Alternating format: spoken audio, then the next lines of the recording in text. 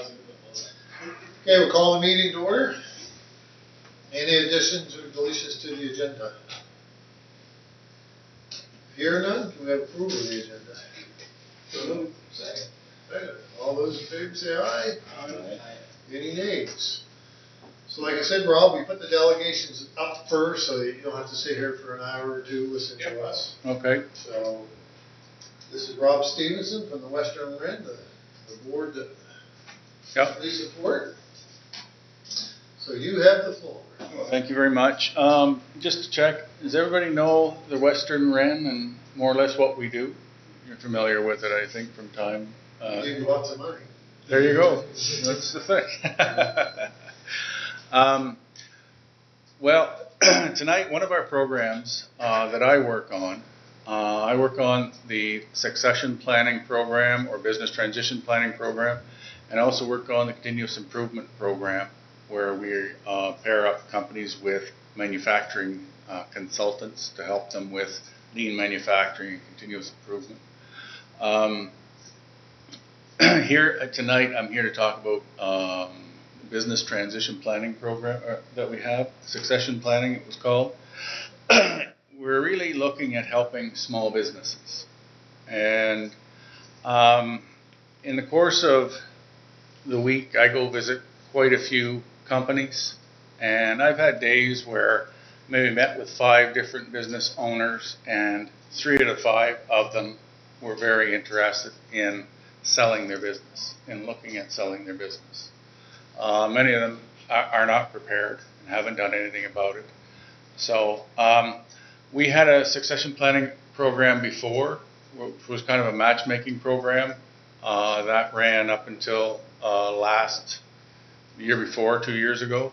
Last year we started in this consultant-based business where we're pairing up businesses with consultants to help them make a plan for selling and or passing on their business. So I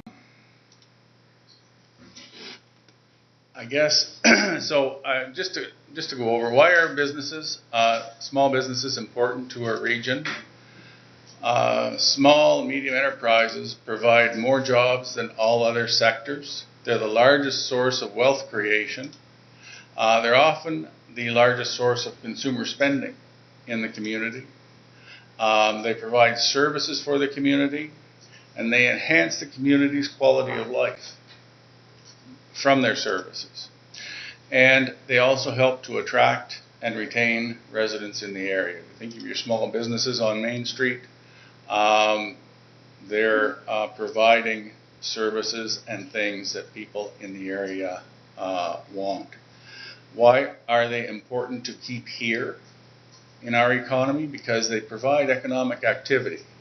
Most businesses buy from other businesses in the community, and this creates a web of interdependent businesses and a network of positive economic activity.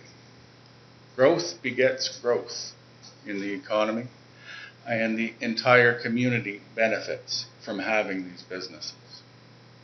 And stop me anytime if you have any questions. Businesses are interdependent on that same line. Many of our businesses are here to work with other local companies or serve the people of our community. As businesses move in or out of the region, the economic activity grows or contracts with them. The loss of a few businesses can cause the loss of more businesses in the region in a snowball effect. A good example of this was the mink industry. Business transition planning, the project that we're doing, it aims to reduce the loss of businesses due to closures. Just to look at how interdependent a network of businesses is, the interdependent network is very important to our economy. A good example of this would be seafood harvesting. It supports and works with many other businesses, namely seafood processing, boat shops, packaging manufacturing, equipment manufacturing and repair, metal and welding shops, refrigeration companies, trucking companies, rope and net manufacturers, trap manufacturers, bait companies, as well as the retailers and services in the community, and many others. So for our community, there are risk factors for business retention and therefore for economic stability. Some of these risk factors in our community are population stagnation, declining job creation numbers, low or declining household income, lack of industry diversity, the reliance, for example, on the fishery, large numbers of business owners over 55, and the overall age of the business community, and the number of businesses that were founded 20 years ago or more, a long time ago. All of these are folks that are at the age to get out, basically. And also, a threat to the community as well is a large number of business owners without a plan, without a transition plan to be able to sell their business, offer it to someone who's coming up who might continue with that business. So looking at our aging business owners, in Canada, we have 1.2 million small and medium enterprise employers. They employ 10.8 million workers. The total value of those businesses is $1.5 trillion. 60% of them, at least, are baby boomer owned businesses. And their portion of business value is significantly higher than 60% of that $1.5 trillion because those businesses started earlier than the new ones. They've accumulated more capital, basically more wealth, more worth. 72% of our business owners plan to exit by 2028. And that's according to the Canadian Federation of Independent Business study back in 2018. COVID has likely augmented this sentiment even beyond that.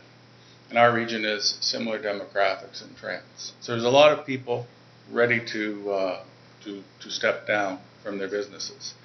Many business owners in our region are ready, and for the Western Wren, we're asking how can we help here?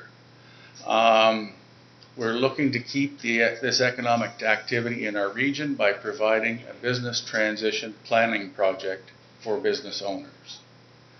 We're looking to help the business owners plan the sale and the transition of their businesses. Why are successful business transitions important to the business owners? Well, because a good plan will help maximize the value of the business for the business owners. The owners report that they have 75 to 95% of their personal net worth in their business. This is the owner's retirement fund, and our owners are often key participants in the well-being of our community.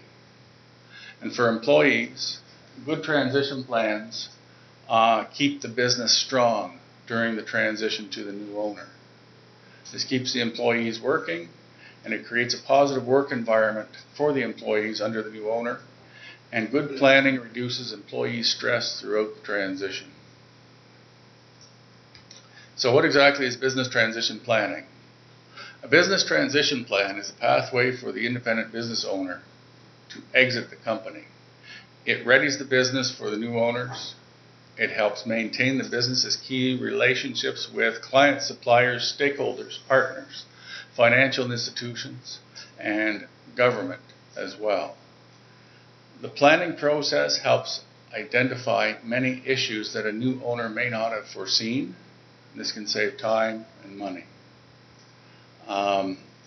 And planning makes the transition smooth for everyone. There are 7 pathways to transition a business. The intergenerational transfer, passing it down to the kids, transfer between partners, sale to management, sale to employees, sale to a third party, the partial sale or recapitalization of the business, and an orderly liquidation.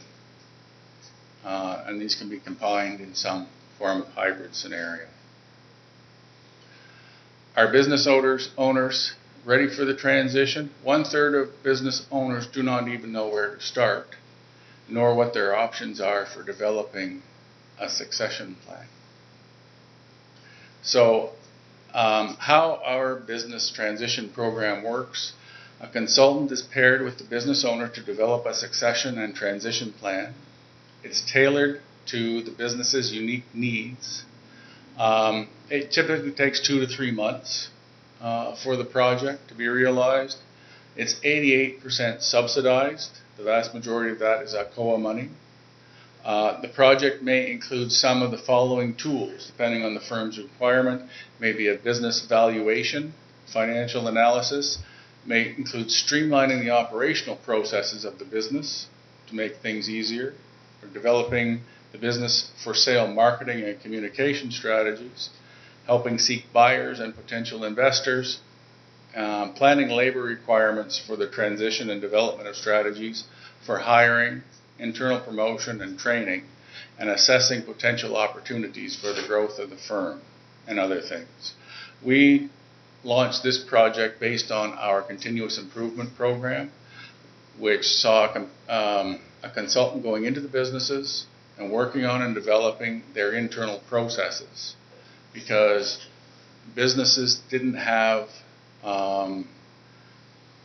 methods and procedure manuals to be able to pass it on to the new owner.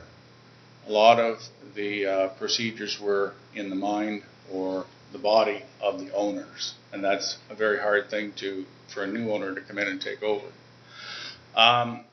Our transition planning program started in the fall of 2021, a little less than a year ago. We had 10 companies participate last fiscal, between I guess it was November and March. They were all quite successful, fairly successful, I would say, the majority of them.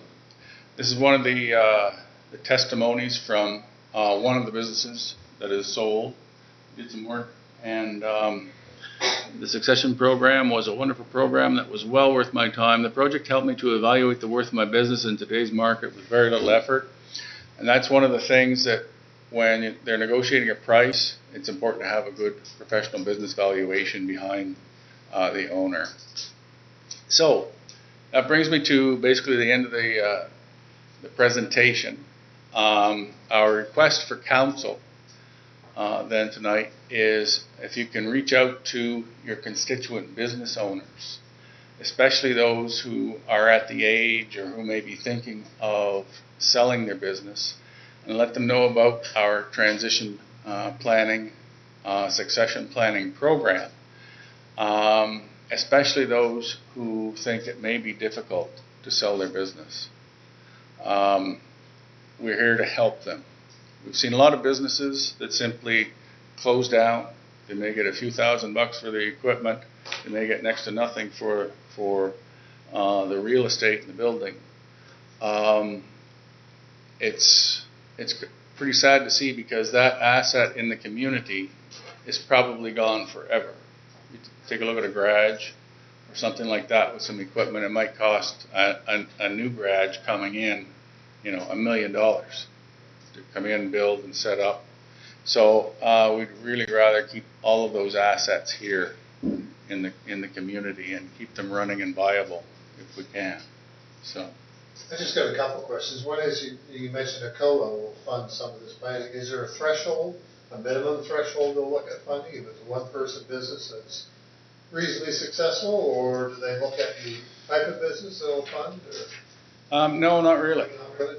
It's pretty open. We kind of take a look at what it is, and we kind of use a bit of judgment too, not.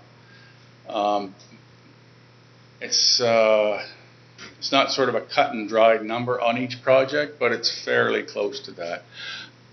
We've got 6 different succession planning consultants approved on our list. We've used 4 of them last year, and it would cost the company somewhere between $500 and $1,000 after the.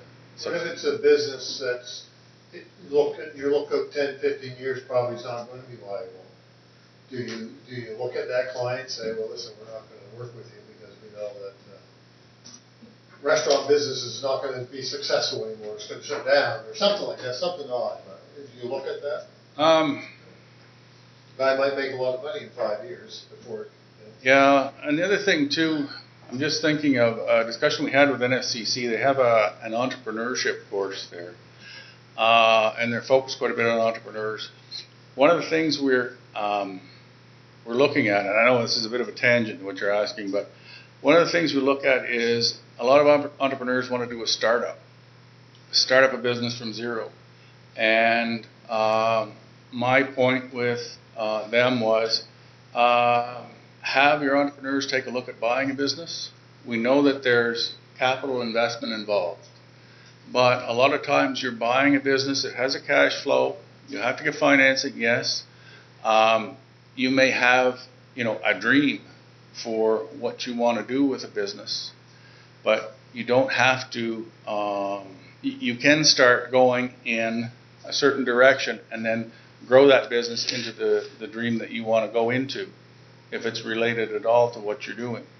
And I think you can be just as entrepreneurial with a business, an existing business, as you can be with a startup business, and you're probably saving yourself about 2 years worth of time by the time you do the regulatory aspect and you get your production going, and you get a client base going.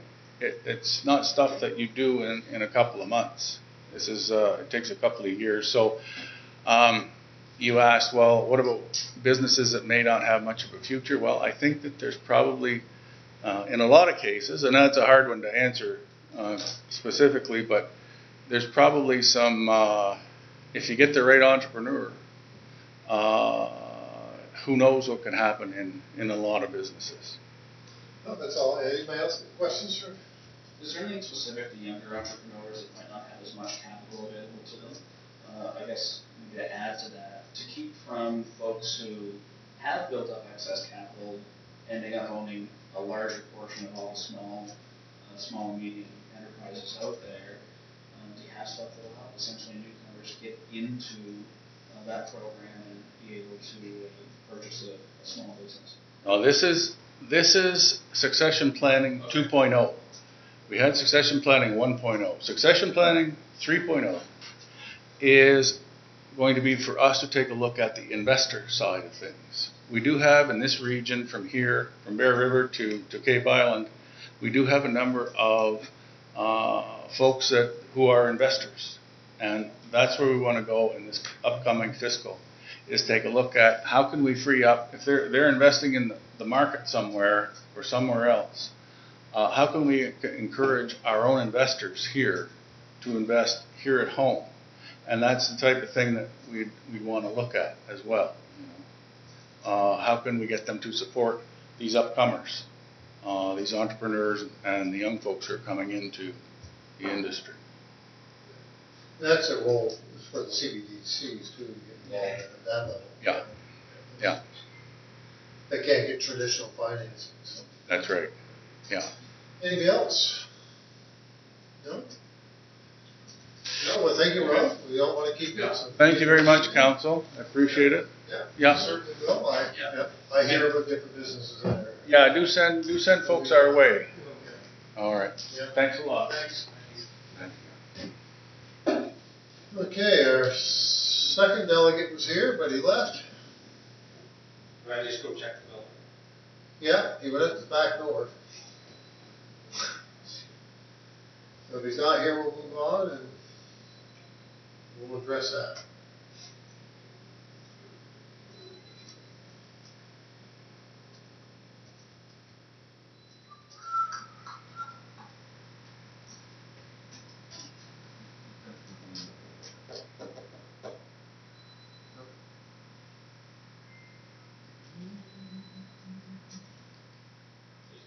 Good, okay.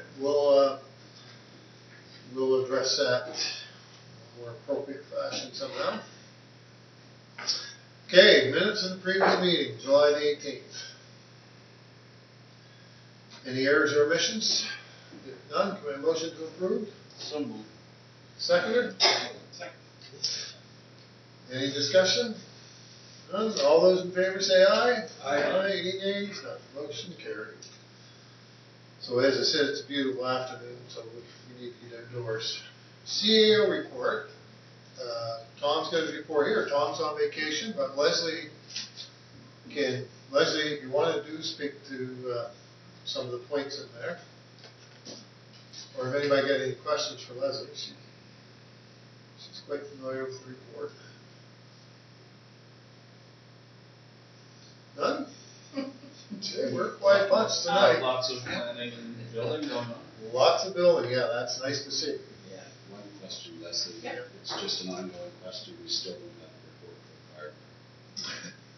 What? I actually thought we got a report from the fire department, and Tom just maybe missed it, but I will double check that. Okay. Yeah, I will check that for you.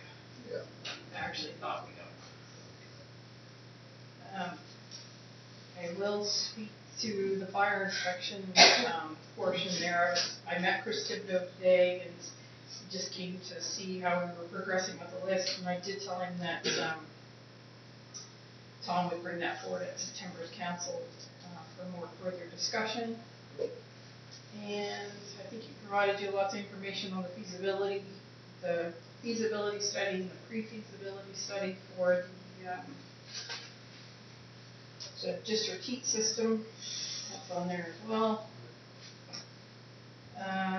And the EV charger opportunity application has been submitted for that. We're just waiting on replies. Yes, our EV fast charger down here in front of the town hall. Last week there were 3 cars a week charged. It's unbelievable. Well, a lot of truck tours coming in. And this EV program, we don't know the complete details, but we would probably be looking at just some in-kind kind of work and that kind of stuff. Yeah. Any other questions for Leslie? If none, then Public Works. Okay, just a few things. Generators, lift station 1, 2, 3, 4. We contacted electrical engineer to do a proposal for us, so we can see what the cost to do this project would be. We had a fire, Public Works in Salt Shed. We were lucky we got it out before I got it in hand. Started inside and keep it the same. It actually was an extension cord plugged in and somebody ever unplugged. We had some rain and caught some of the building on fire. But luckily we were there, happened about 7:45 in the morning. The line paint has finally arrived. We've had it for about 10 days. So once the pavers are done, the stoplights, we're gonna get all our patches and everything all paved around town. As I brought up last time, Station 5, which is the station, lift station 5, which services the fish plant, the new fish plant, down to Connect 217. They're working with them pretty closely so we can remedy this issue. They found that their screens weren't working in the fish plant, a lot of solids reading through, and that was the cause of the issue why the pumps kept turning on and off so suddenly and not turning off when they should have been because the sensors were sensing the tanks were full and they weren't. So ever since they've done this, we haven't had any issues. Yes, it's a big one for us. So probably noticed that I had a street sweeper come in last week to do all the streets in town. We're still waiting for our brushes to come for our sweeper. They were on back order for 90 days. They called me last Tuesday. They're going on back order for another 90 days. So we might see them by Christmas if we're lucky. So another run. Sorry, we'll do another run like end of August before the rally. We had a little tiny bit of life in our brushes, so that's why we haven't been using it. We saved it just for the rally. I should say just for the rally, stall days and the rally. But yeah, the bikes. Yep. Okay. And basically, you can see all the pavement that got going on around town right now. We're busy, and they got the sidewalk by Home Harbor about half done, and they'll be ready to pour again either tonight or tomorrow morning. And there'll be one section left after that. The plan right now is Dexter's is going to pave the stoplights tomorrow night. Everything goes to pave the sidewalks finished. So fingers crossed because Wednesday, Thursday, Friday is supposed to rain. So Yeah. suck. So it doesn't be next week for paving. I think people get a little impatient up there for a day or two. I got a question, Ed, of some of the ripped up paving being put down on the trail. Yes. And it wasn't packed down, and I did hear that there was a senior citizen who was biking and fell. Is that, has been packed down? I haven't heard anything about it. We're bringing a roller in, roll today, once it's good, about the lane, so. If I just have to go through and do a walkthrough, I'll call it that, and pick any chunks that are there out. Darren done a pretty good job picking them out, but there is still a few that they gotta walk through and do, so. We do have a plan in place to make it safe. Once that stuff's back down, it's nice stuff. It's smooth, really. Oh, yeah, yeah, great, so. Are we in danger of having cars driving on the trail? We'll look barricades all back, I guess. Yeah. I had the same complaint, the pavement was put down, and to the gentleman was that it eliminated his walking on it, and his bicycle riding on it. Yep. And other concern was, I hope this is not just gonna be an ATV trail, and not open to the rest of the public. So, that section, we actually did a test run on it, and that's from Third Avenue to Woodstock here. We've already done a huge section of it with asphalt about 3 years ago, with the grindings, to see what it was like, and we never had a complaint, and now here we are done again, having complaints. Well, It's and I told him that you had brought up a month or two ago that there was a washout there, and I said, and I'm sure that's some of the stuff that they used to fill it in, and it'll be smoothed out, but that was, No, it'll look good when it's done, so. Need to be patient. Because over here at the north end, that's nice. Yeah. Yeah, so.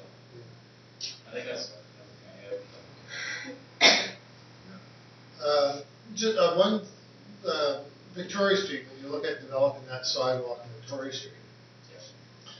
your markers, there's nobody, it's just the street width, but some of your markers is like within 4 feet in front of a couple of houses. Yeah. Is there gonna be a conversation with people just to ease the pain a little bit with the work that's gonna go along there? There definitely can be. Yeah, just- Obviously, the plan is basically fill in the ditch. That would be the west side of the street, I guess you call it. Yeah. Fill in the ditch, so that way we can bump the sidewalk that's there over about 4 feet, so we put that green space in for safety. I don't know if anybody's walked that piece of Victoria Street. Oh, that's why I've been walking it now, so. I didn't realize how daily it was, Yeah. brought my daughter to soccer, Wow, it's crazy. Yeah. they fly down through there, there's no 50, it's gotta be 80, Oh, yes. so Yeah. it's crazy. So today I saw 2 ATVs going at least 50. Yeah. Right. Exactly, so, Mm. but yeah, we can definitely, anybody that has any concerns, they can definitely reach out and explain to them, we're not going there, we're not going down, so. Yeah. That upper piece is actually, there's 100 feet there, from the four-way stop, all the way down to Rack Road. Top part of Victoria Street is our normal 66 feet. Yeah. It's because the province would have taken that section of road and they built it, and for some reason they took 100 instead of 66. So, See, all those homes were built before you get into Yes. the street widths and stuff, they're so old. Okay, any questions, Fred? Yeah. Just one question, I was off today, the ladies in the wheelchair, by the White House, and she couldn't reach the button to crosswalk. Oh. They adjusted it off, but she couldn't reach the button. too high. It was too high. I'll look at it. Send me Yeah, something. she was a fairly big one, so it's not like they were small, she Yeah. she couldn't reach it. Okay. Yeah, because we're all standard height, so I'll have a look at it and see. See what- You never thought of something like that? Yeah. No. Okay, Director of Finance, if that's nothing else for Ed? You got anything to add, Matthew? I don't know what you got there. No major changes or major items of the statement of operations. I've outlined a couple of small items that are, I just try to keep council aware of there's going to be some, before there's a surprise at year end, nothing significant to note. So I did a bit of a deep dive in interest rates and potential use of our excess cash. At times we have over $4 million in cash. And so what we found is if we put a policy in place, we can explore a few more options. It's very limited. GICs would be one, and cashable GICs are another, just to be fairly liquid. And in talking to our current bank, they could do 30-day cashable GICs that continue on, but it wouldn't give us any better than our high interest savings account. A little more work. Yeah, so our high interest savings account is quite good in that respect. Now, if we want to lock some in for a year, we might be able to get 4.1% if we search around, but we're getting 3% now, and we're tied to the bank primes. The bank, we invest something for a year, take $1 million and set aside for a year, we're getting 3% on our HISA, and interest rates in the meantime go up by 50 basis points and another 50 basis points. Well, we should have just left it in the HISA account. So we're trying to move funds around a lot, probably not worth the effort is what the exercise came down to. If we start doing something like Mountain Street, $2.3 million project, we don't get the funding up front from the government. We have to bridge finance it somehow. So, yeah, we gain an extra percent on $1 million. We save 11. I don't know. Well, the most we could do probably is about $11,000. I guess I figured it would be a couple million. It's not worth it because we could end up then having to borrow funds at a higher rate. Well, I've heard that the bank prime rate is moving, so. Yes, and we don't know. It's certainly been hinted that it will rise, but now there is actually a little bit of dampening in the chatter. But yeah. I don't know. Maybe we'll have more insight. China lowered their rates instead of putting them up, but still expected to be at least one, if not two more rate increases. Yeah. You can do better than 4.1% in a 1 year. I have seen the Royal Bank. I think it's about 4.2. Okay, well, if you talk to the right people, there's probably generally at least another 25 basis points to climb too. But that being said, it's still what you brought up as a point, which is you could read your money. Unless you know when a project's starting, it's hard to do that. There are some small business ones that you can get for 9 months instead of a year.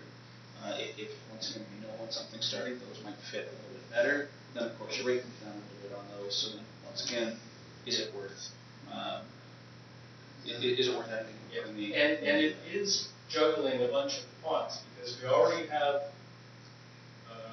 6 funds, each with the bank, most of the bank, or at least a general ledger account for a bank, and also a high interest savings account, general ledger bank account. So we're moving money back and forth all the time, trying to get the best interest rates that we can. And this would add another complexity in it because when you think of $4 million excess fund, but $1.6 million of that is in the water commission. We have to be careful what we do there because of the UARB being an independent body. They want to know the money's liquid. Yeah. Bottom line is, it just came down to not worth for making another $10,000 to $15,000 a year potentially with the next, blocking that $1 million. There is a link that can be provided to you that shows all GIC rates for all. I have gone external. I have a huge listing of all of them. And 4.1 is fairly common on the one. There are 4.2. There are several higher than that. Yeah. Fairly higher than that. And then I don't want to be in a conflict position either. No. Yeah, but some of those are like they're B-rated as opposed to. Yes, exactly. No. And we're not into the name brand banks at The that one point. that offers much higher than that is actually owned by a bank, so, yeah, GIC. Anyway, we won't get into that. I gotta be careful what you say. Yeah, we have, Yes. got a huge list for a third party, 1 year fix, and, we can get up to, like I said, I guess 4.3, but that's with the Tenacity Credit Union, Prospera Credit Union, is Royal Bank 4.1. I get tired of that. Just gotta ask for more. Anyway, we have Negotiate. have done the homework, and Yep. at this point, I don't recommend that we tie up block money. Is it Tangerine's 1-year rate? It's actually higher than their 2-year rate. They're doing predictions. Any other questions for after where you've, yes, you've gone? Yeah, and the audit's moving along, so. Good. We have an audit committee meeting the 31st. I see our citizen rep can't make it. So. Yeah, perhaps one of our counselors, so. Too, I'll so we'll let have you to know. look at that, Yeah. yeah. Okay, any questions for the director?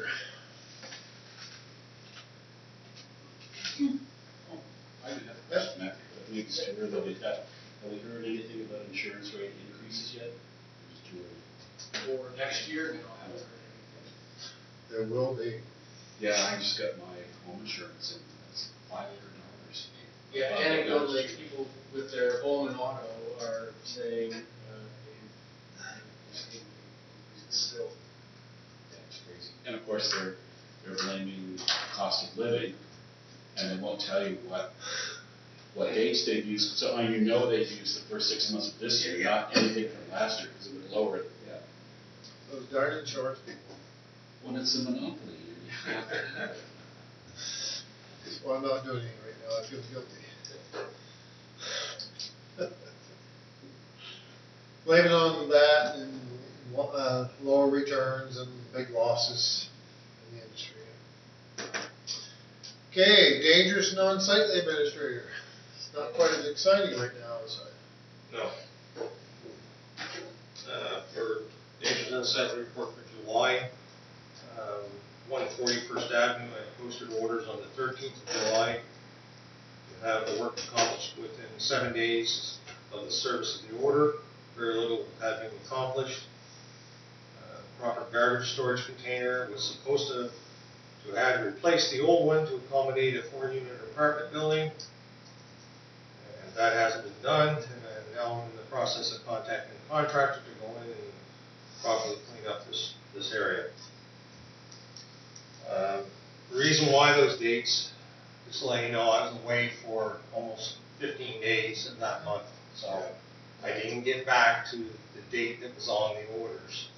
So, but I still did go over to see if anything further had been accomplished. Not to my standards. Anyways, 13 Mount Street, the orders were also posted to this premise. That's today's date, August 5th is when I did up this report. 2022, it had not been properly cleaned as stated in the orders and posted and mailed out. Garbage bins have yet to be replaced. There was 2 garbage bins with the lids ripped off of them, and I told them several times to contact town hall, put in work order. It's never happened. We all received an email, as you know, on this property, council and everybody. Instead of answering the email, I went to see them. I visited the neighbors and spent some time with them and discussed the issues and told them that we're. Yep. Let's hear all. Yep, maybe he'll come back. For minutes. Yep. So anyways, that's all I have for the dangerous and unsightly. And to protective services report. I don't know, does anybody have any questions for the dangerous and unsightly? I know when we get to a point, you'll bring a contractor in and have that property cleaned up. Are we also going to get to a point where we'll have a contractor come in and build a garbage container and building? Well, I don't know about that. I would have to talk to Tom about that. But it is stated in our bylaws that so many units in an apartment building has to be built. You know, the dimensions are there. But still to this date, he has a garbage bin there, the lid on it, but it doesn't accommodate all the garbage. And it's been my argument with him from day one.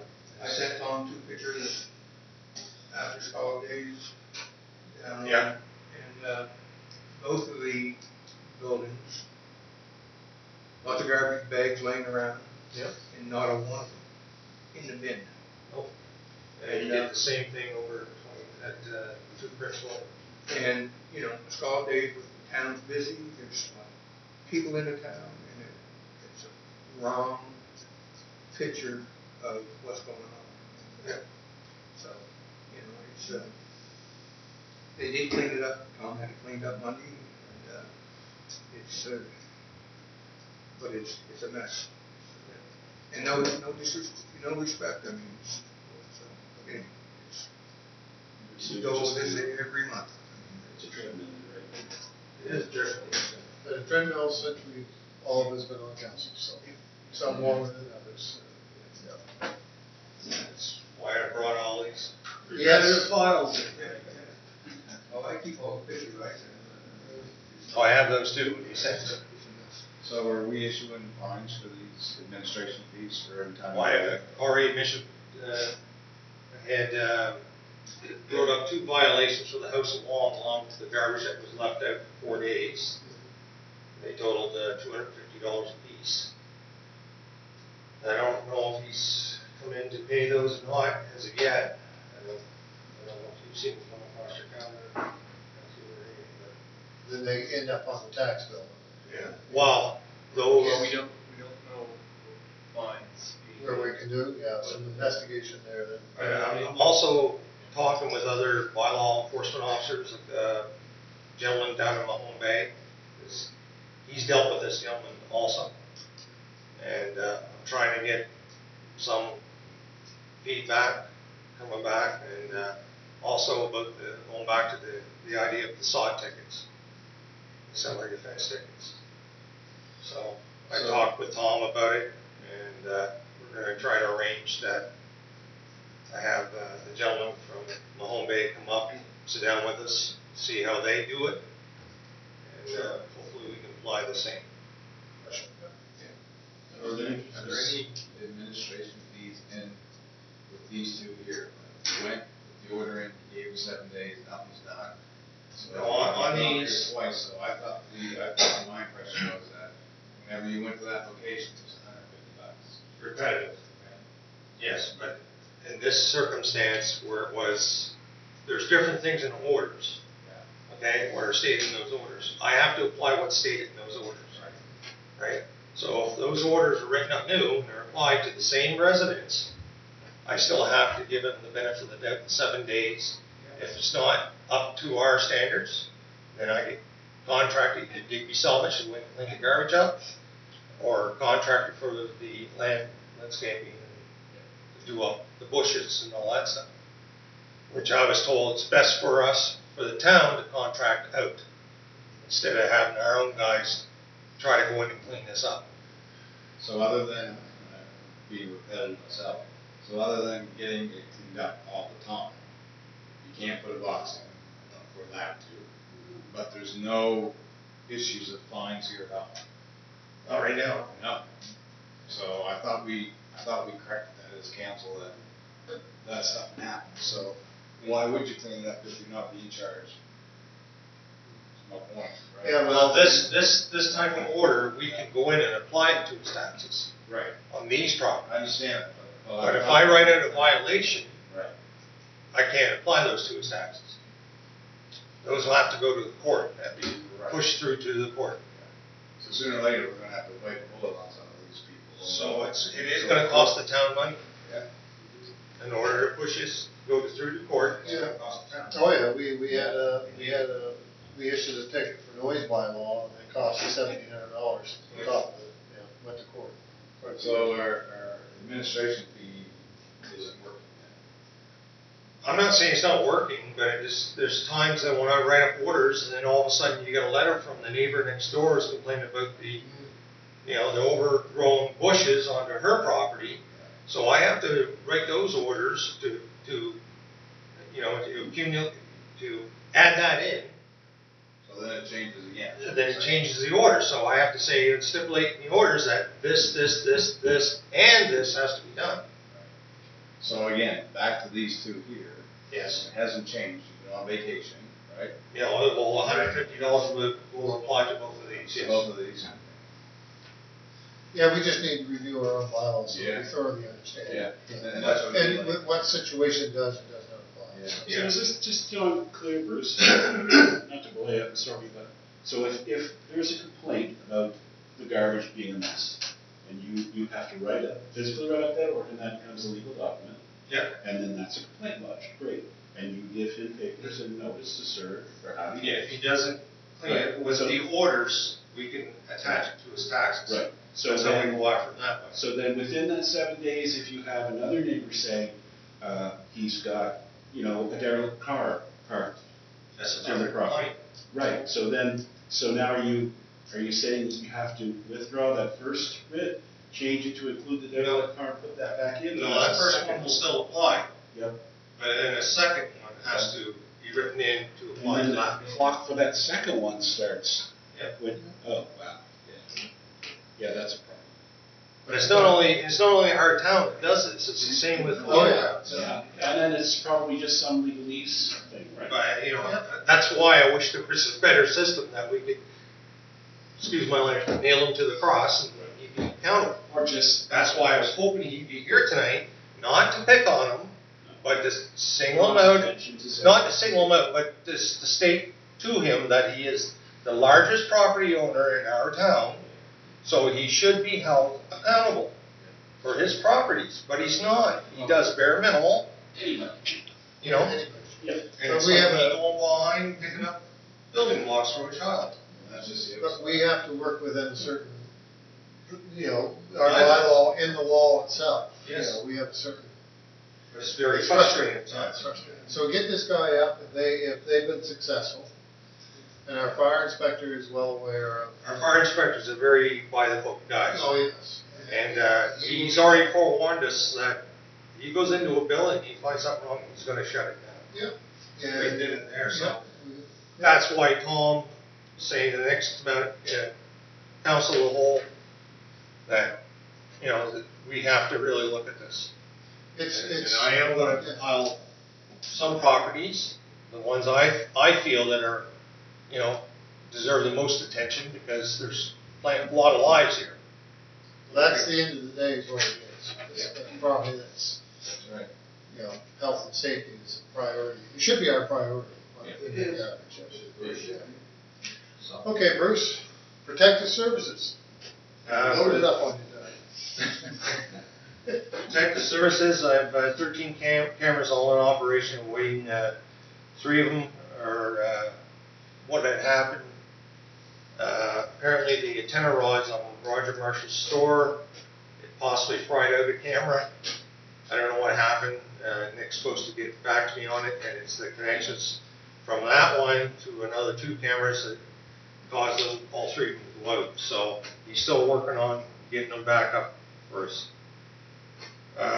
Parking, an issue was one warning. That was to a business owner downtown.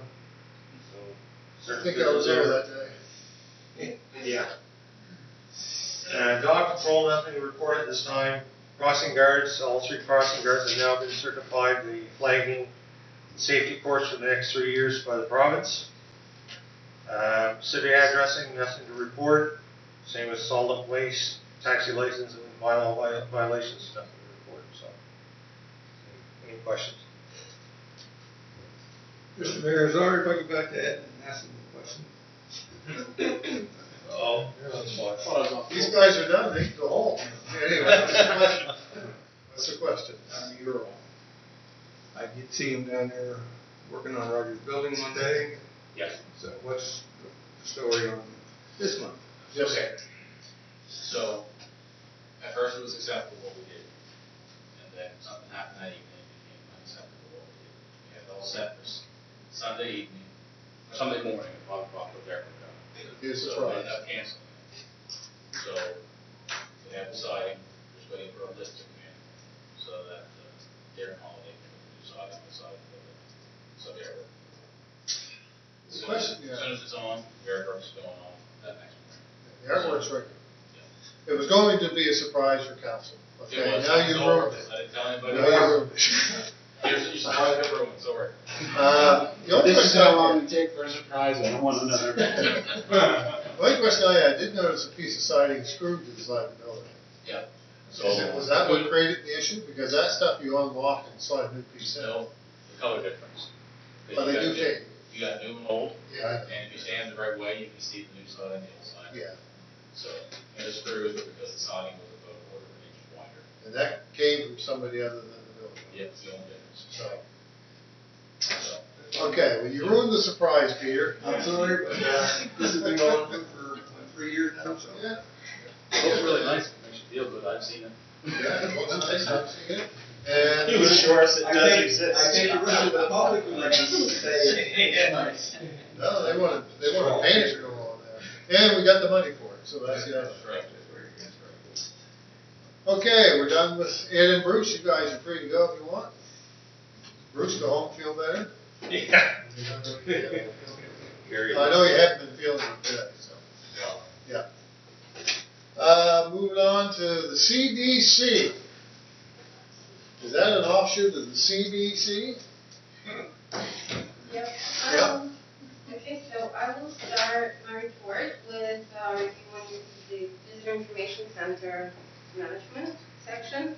Our VIC staff started implementing an outdoor post routine where basically usually the summer students go outside on the busiest street and they provide the same information services as they would inside the building.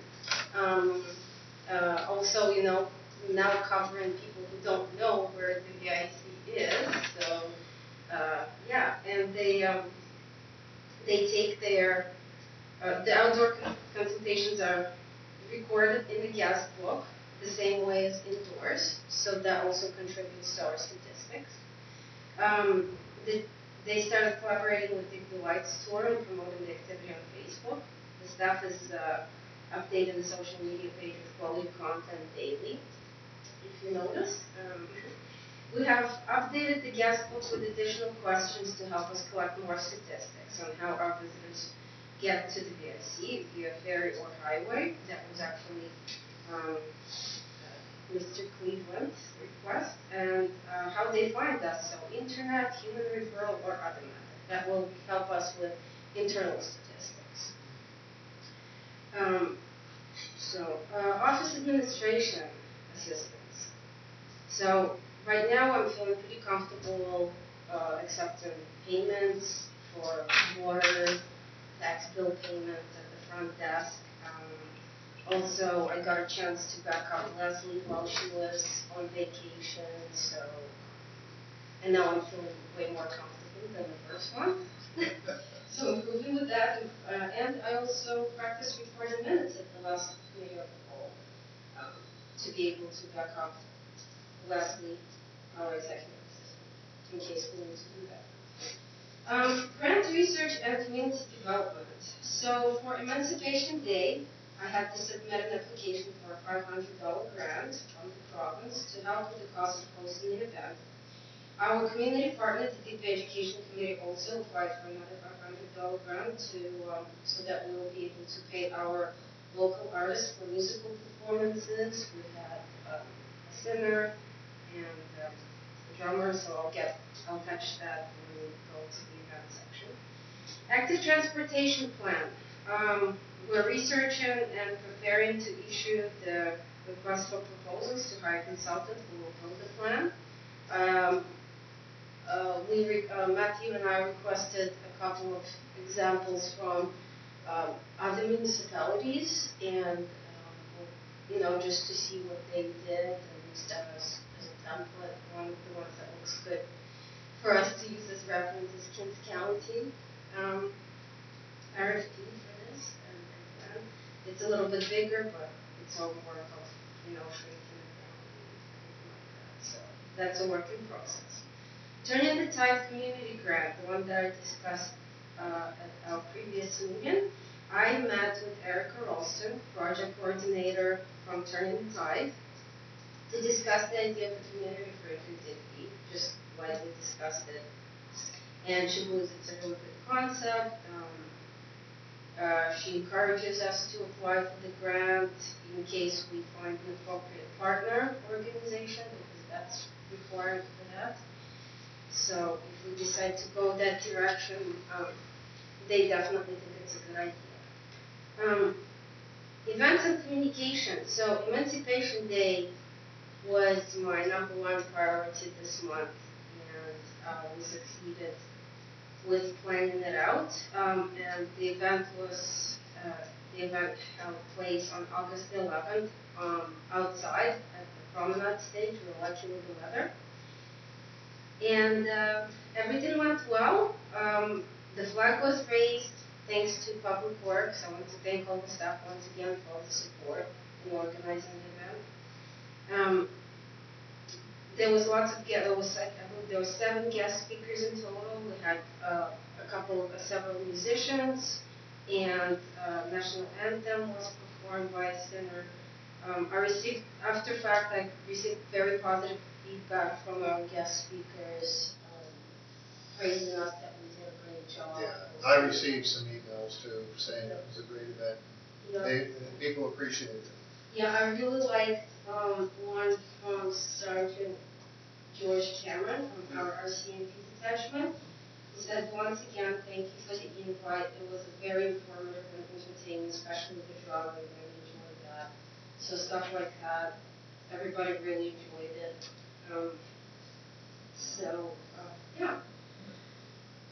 Networking and follow-ups.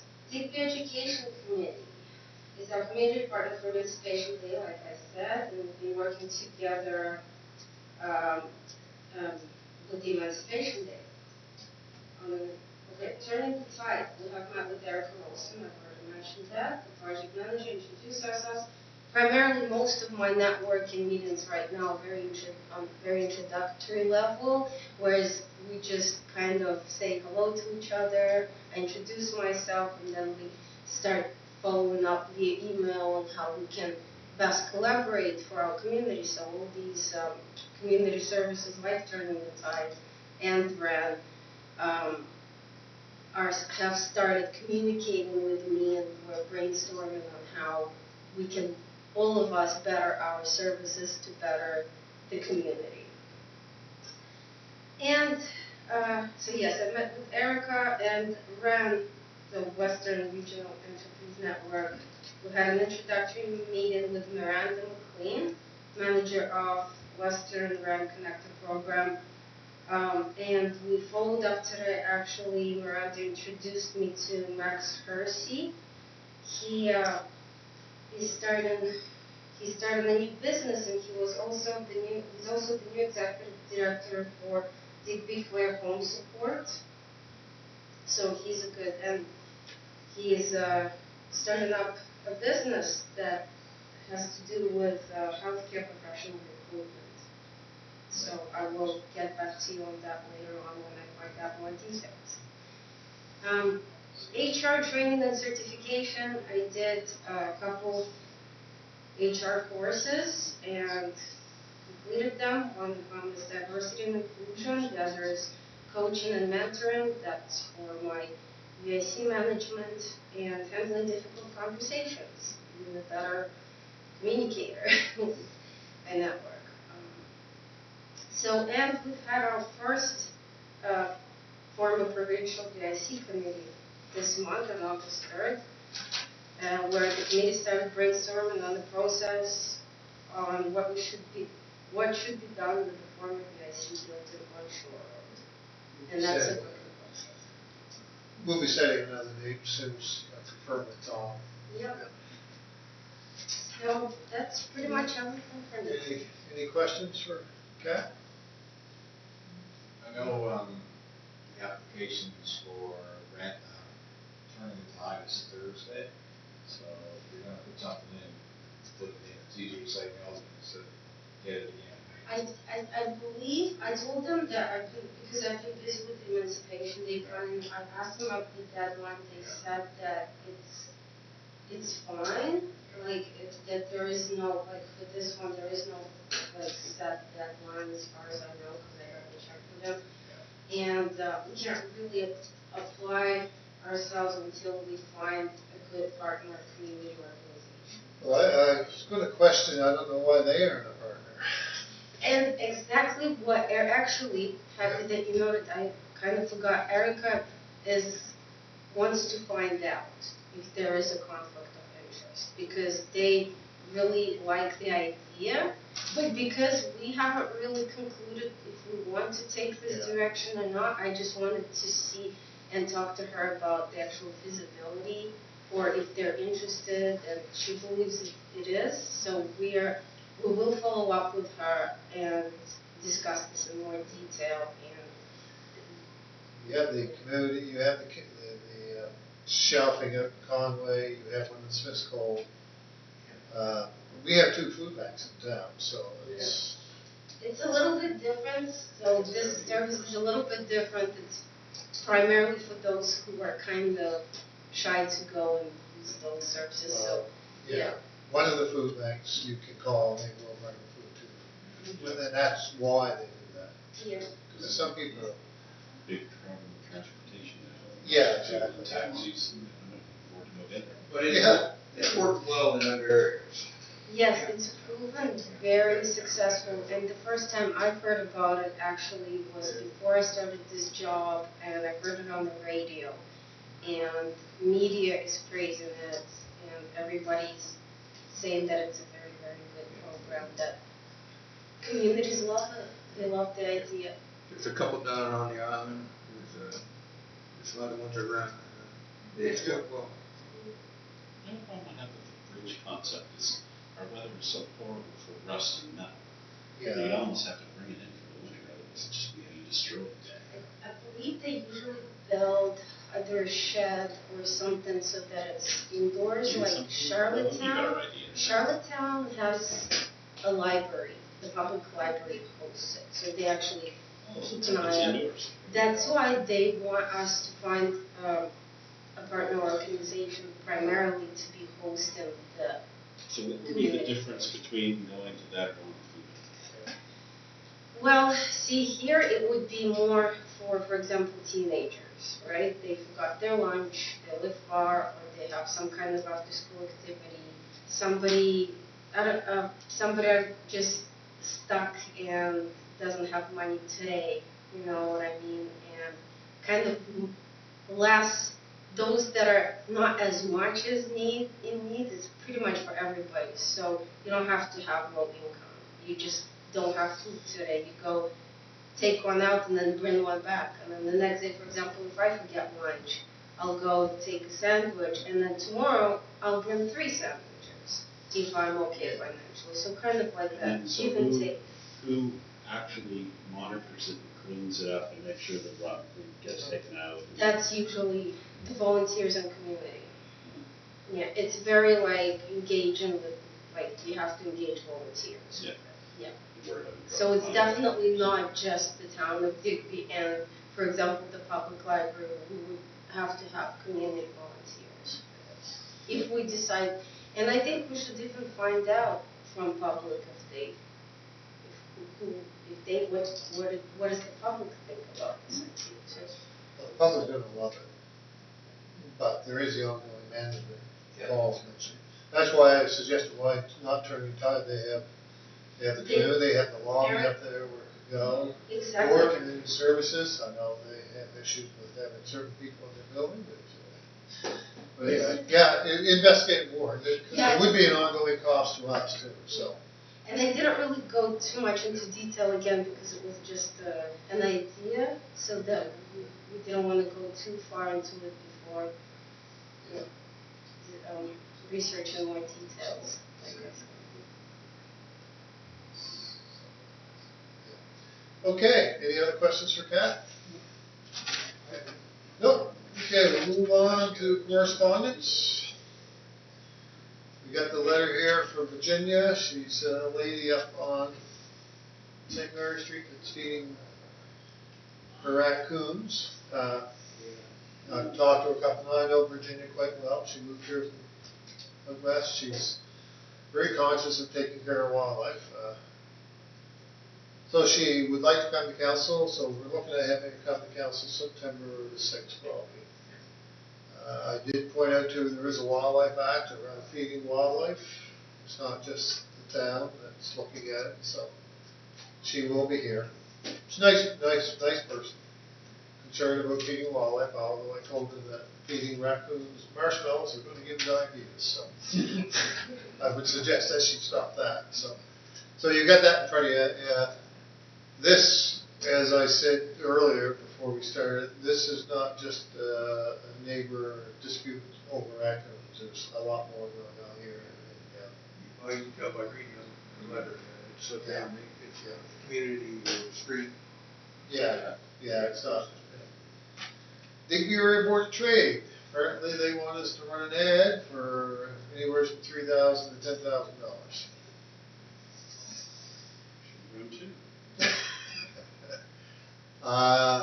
This letter was from the Department of Justice. That's the next one. So anyway, I did speak to the Vice President of the Board of Trade about this. He said, wow, that's a lot of money. What's council's thought on it? Yeah. If you're looking for an article, got a cousin who's offered before to do a piece on public works here in Digby. He, back when he initially offered to do it, I think it was brought to the CAO to discuss and determined not to do it at that point in time. But he could do it so it wouldn't cost us anything and it would get put in industry magazines. So Well, it's something like that. This it's is, a little cheaper. yeah, a little cheaper. Yeah, the Board of Trade is important, but to put a quarter ad in the paper for 3,700 plus HST is a lot of money. It is. Yeah. If HR wishes to just say thank you, but we're not interested this time, I can speak to him. I see him all the time. Just tell him to put it on his credit card and we'll get him later. Mm-hmm. And we got a letter here from the RCP, a new liaison officer, so. Do we Yeah. need a motion for that? No, we just don't entertain it, it just dies there, so. I would like to invite this liaison officer to council. Yeah. If that's fine. Please. Yeah, okay, we'll respond and say, let's set up a date. I'm sure she and them are getting the same requests from councils right around the province, because we're all facing the same thing. Shortage of officers and paying for more than what we have in town. So. Okay. So did we do a joint meeting with that, or did you want to do our own? Well, we could do a joint meeting, we could see, but at the same time, I like this. Yeah, just wondering. Do our own. Beneficial to ourselves. Yeah. Well, it's addressed to us. Yeah. Oh, yeah. Yeah, there would be one to the municipality, to the other district. But we can get her to come to our council. Nothing under new business except, I gave the minister of ACOA, the Honorable Minister Taylor was in town last Thursday. It was a non-media event, no publicity about it. Wanted to have a walking tour of the town with me, so she arrived, and along with, there was Jeff Mellon, one of us knows Jeff Mellon, and some of the people from the Halifax office, so we walked about town. Happened to be the day the emancipation thing was going on, so we were able to take her down there. I told her about her streetscape program, our facade program, our boat launch, and the dream down at the Cove, and numerous things. She just wanted to hear what we had, and I thanked her for a lot of the money that we've received from Cove over the last few years, the artwork, the festivals, and all that. So there was no. It was just come and get to know Digby, so it went well. So I'm going to follow up with a thank you letter to her for coming.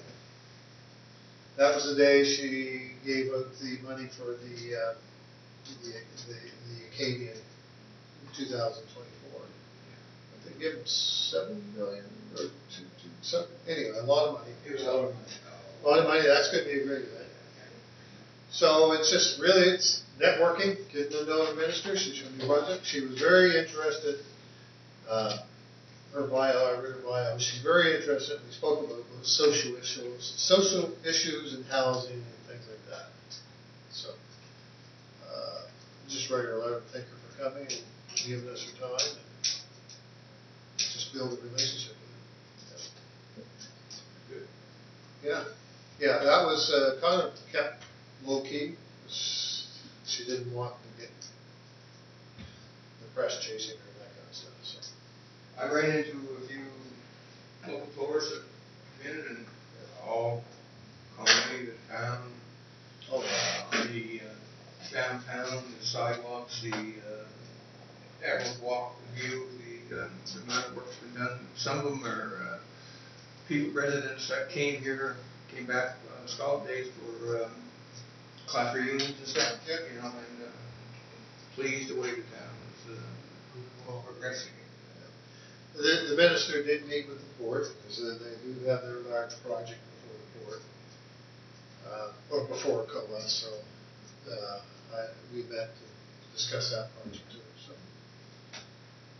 If that's it, that's it. We'll have a motion to adjourn. It's moved. Second. All of us in favor of going home? Boy, that was